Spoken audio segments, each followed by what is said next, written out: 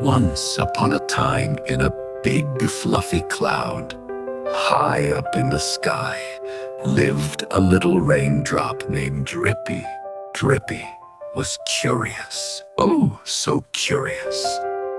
While the other raindrops were happy to just float around, Drippy wanted more. He dreamed of adventures below. One day the wind whispered through the cloud, "Drippy, it's almost time. Are you ready for your big journey?" Drippy wiggled with excitement. "You mean down there?"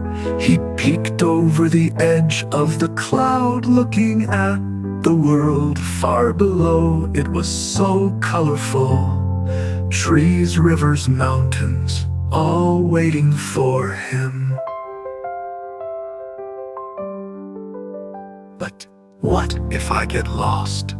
Drippy asked. The wind chuckled.